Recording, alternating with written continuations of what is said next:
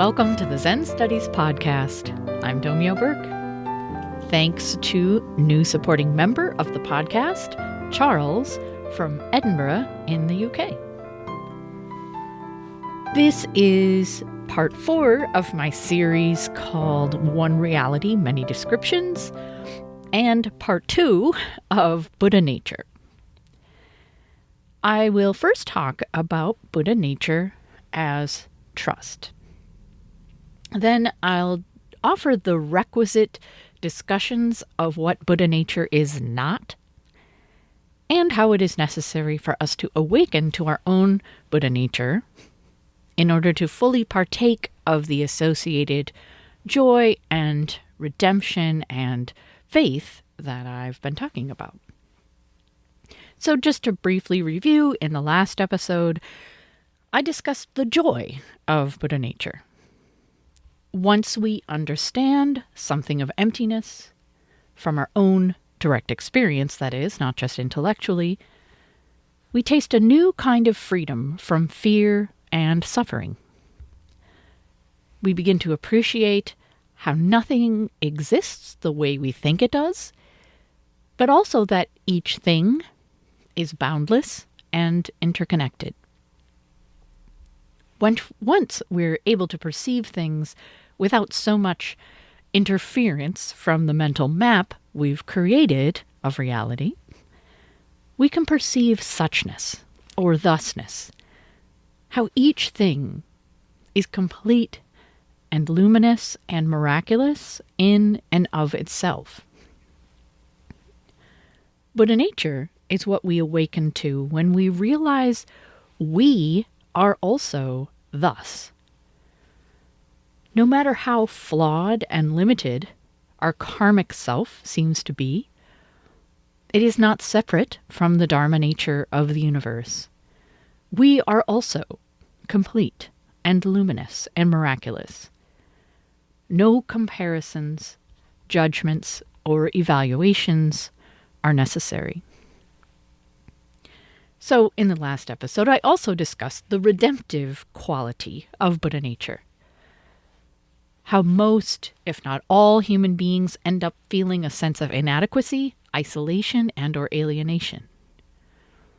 It's difficult for us to imagine ourselves as something undefiled by our self-absorption, grasping, stinginess, anger, laziness, judgmentalism, lack of understanding, and limited skillfulness, and the list goes on. Over time, however, we can practice disidentifying with the vicissitudes of our naturally self-concerned karmic self, even as we compassionately come to terms with and accept them. We can accept our Buddha nature and live at ease within our embodied existence. Now I want to discuss how Buddha nature involves surrender and trust. It's natural that we've become identified with our thoughts and feelings, desires, intentions, and behavior. What else would we identify as self, after all, besides our conscious experiences and choices? When we stand back and evaluate this small self, we generally find it quite a mixed bag. There are some aspects of it we like and are proud of, and other aspects we're ashamed of or even despise. We do our best as we interact with the world. Sometimes we succeed with respect to our intentions, and sometimes we fail. It's an effort to keep it all together. Life may, at times, be exhilarating and rewarding. At other times, it can be exhausting, discouraging, and overwhelming. It often feels like it's us against the world, or, if we're lucky, maybe us plus a small group of supportive friends or family members. In essence, the teaching of Buddha nature tells us we are not who we think we are. In reality, we are part of something much larger than any of the aspects of self we can identify, including our consciousness and will. As I discussed earlier, we are empty and therefore fundamentally boundaryless, co-arisen with the rest of existence, and intimately interdependent with everyone and everything. Just as everything else, viewed without expectations or reference to self-concern, is complete and luminous and miraculously thus, so are we. Beingness manifests in and through our particularity. As the Shambhala Dictionary states, Buddha nature is, quote, a concrete expression for the substrate of perfection and completeness, immanent in sentient beings as well as things. End quote. Immanent means inherent or intrinsic.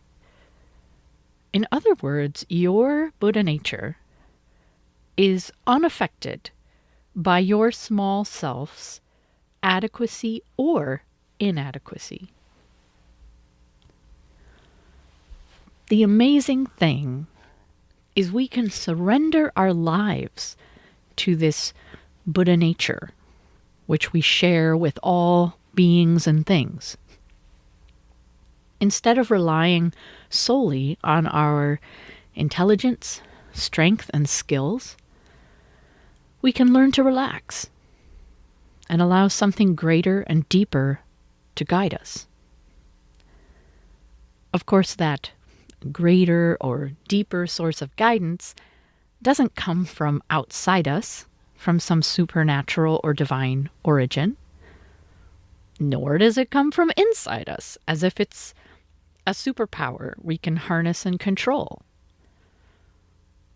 All words and metaphors fall short of reality, but it's more like we surrender our effort to impose our will on the world and instead trust something valuable to move through us, to manifest through us.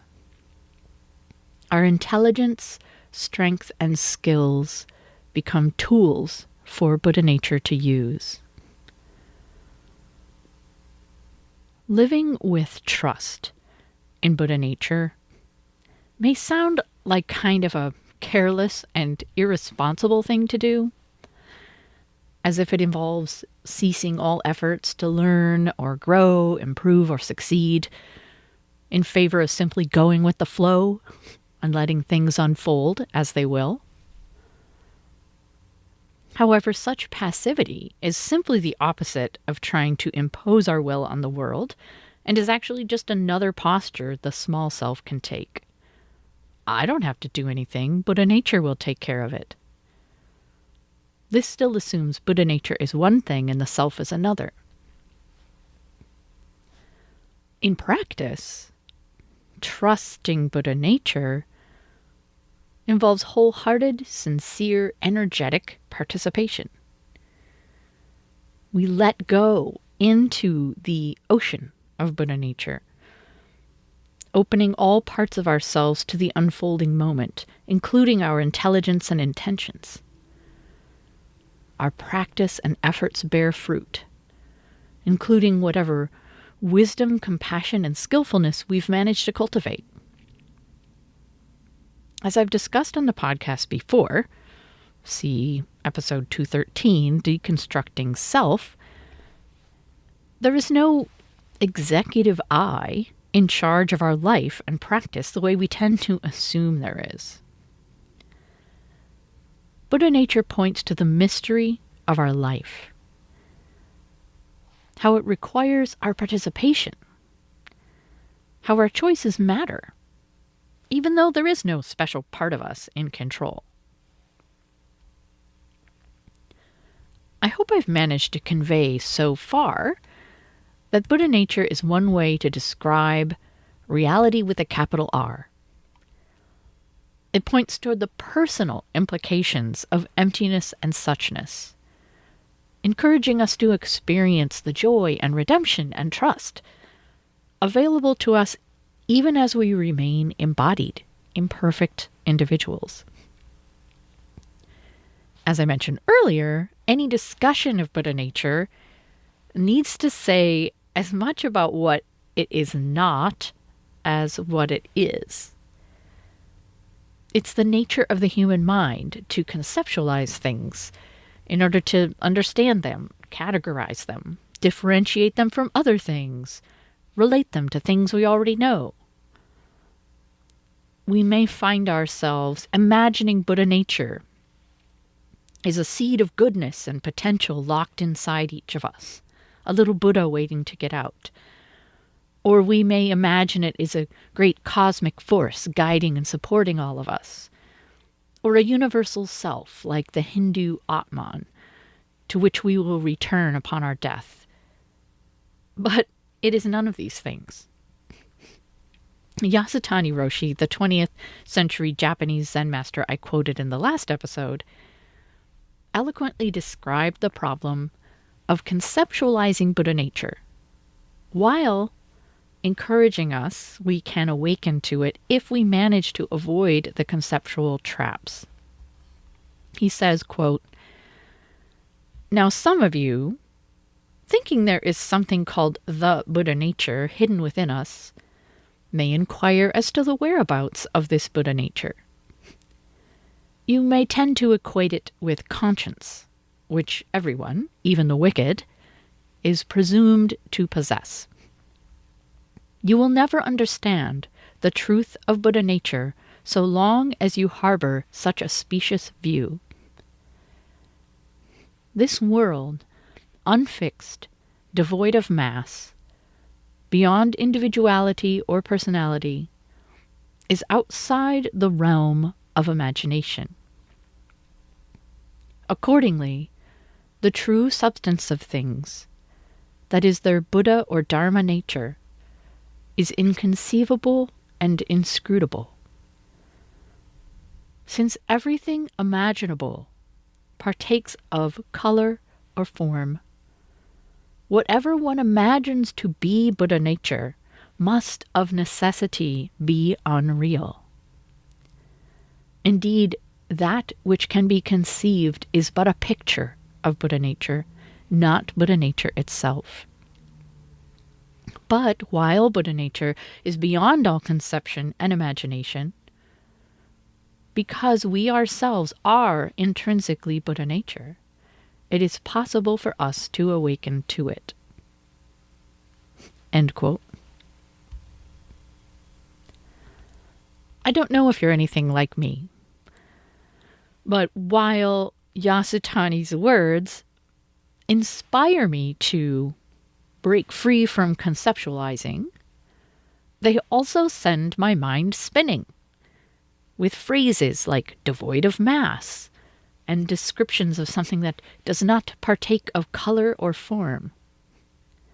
Despite myself, I start trying to imagine what this thing is, and I try to reconcile such descriptions with my earlier suggestion that Buddha nature manifests in and through each being and thing. Is this a mysterious force yet to be described by physics? Does it reflect quantum mechanics? Yasutani says the reality we're aiming at is beyond the realm of imagination. But part of me takes that to mean it is something we can imagine and understand, we just haven't done so yet. Or that we're not quite smart enough or accomplished enough to imagine or understand it. It helps me to remind myself that descriptions of Buddha nature are not attempts to pin down reality with words. Instead, they are teachings meant to pry our minds open. Exhortations to let go of everything we can think of and instead experience directly.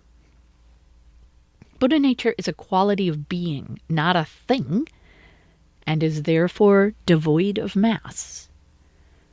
It is not a quality which can be captured in words and images, and thus does not partake of color or form. If you find your brain getting tied up in knots, or if you find yourself tuning out because you don't care to have your brain tied up in knots, it's good to take a deep breath and remember that Buddha nature points to something we experience directly with our whole body-mind. We know when we are lying down, walking, eating, or talking. We know when the air around us is cool and when it is hot. We know when we're happy or sad. This is how Buddha nature is known. And not just how it is known, as if there's a knower separate from it who has the satisfaction of consciously perceiving it. This is how it manifests, how it is. Huang Po, the 9th century Chan master I quoted in the last episode, said, quote, "Our original Buddha nature is, in highest truth, devoid of any atom of objectivity." End quote. Objectivity means intentness on objects external to the mind, or external reality. Buddha nature points toward reality with a capital R, the dimension along which differentiations such as internal and external, mind and not mind, self and not self, are simply not relevant. In what sense is Buddha nature permanent and unchanging, as the Maha Parinirvana Sutra says? It's difficult for us to imagine something permanent that is not a thing. Perhaps it would be better to say Buddha nature is not subject to change because it is not a thing.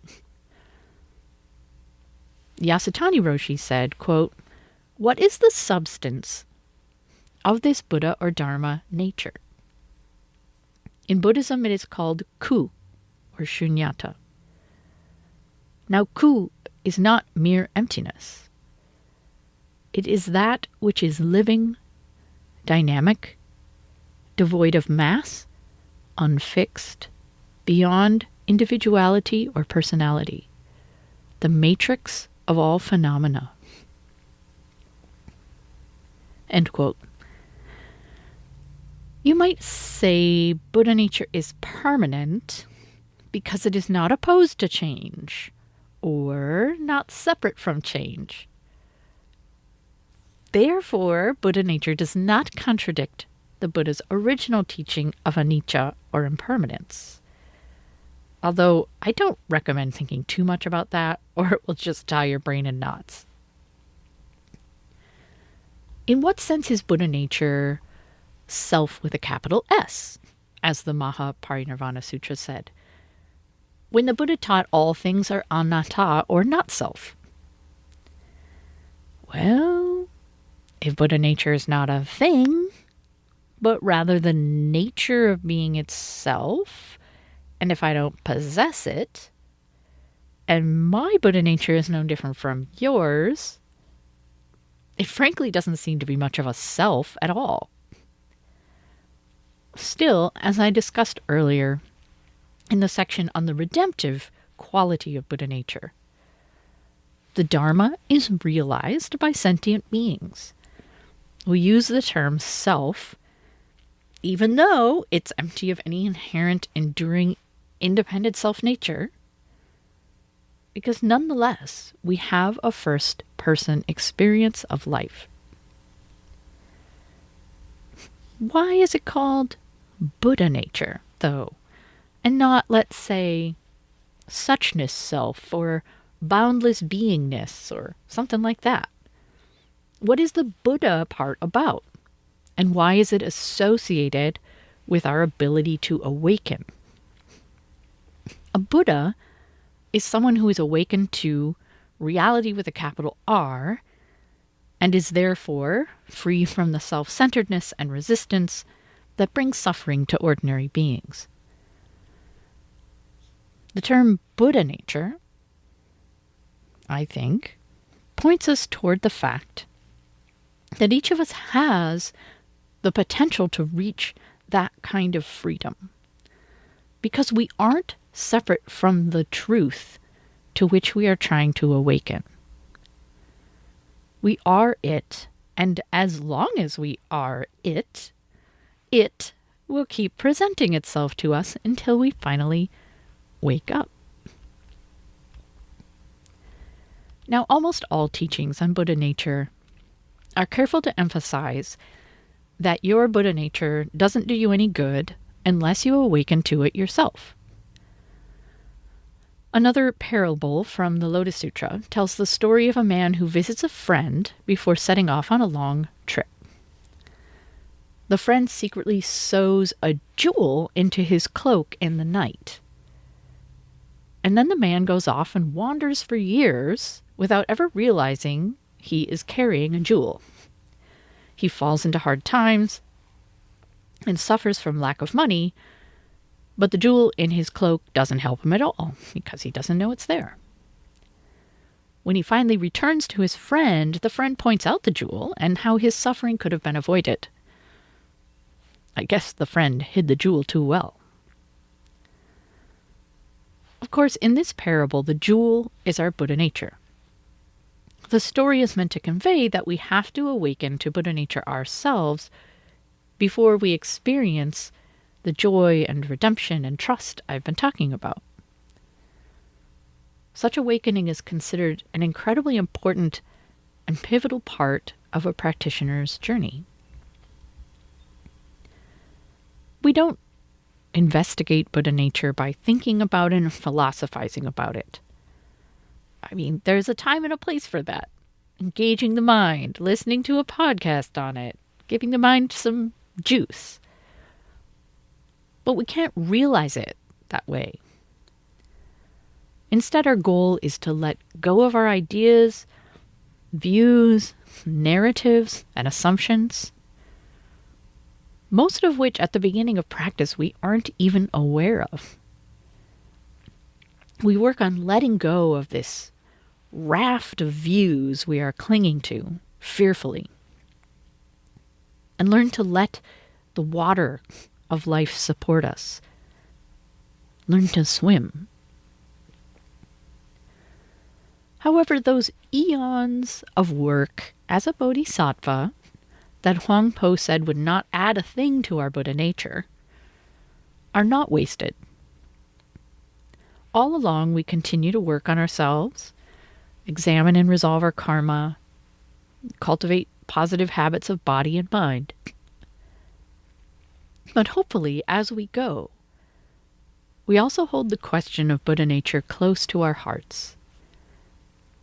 What is the true nature of this person? What is it that draws me to seek greater authenticity, to come home? What is this longing that arises within me to truly belong, to transcend my sense of alienation from other beings, from life? It's fine to lean on the faith and experience of others until you taste it for yourself, as long as you keep seeking for your own truth. You are also thus. You are no different than the Buddhas and ancestors. Even before you realize it, your practice is Buddha nature practicing. We may think that letting go and trusting Buddha nature will mean our small karmic self will wreak havoc on our lives. But it isn't so. When our small karmic self is embraced and included within Buddha nature, everything comes into alignment.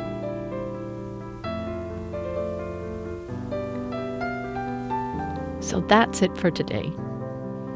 I'll be back in June with a new episode. I hope you'll tune in. Thanks for listening.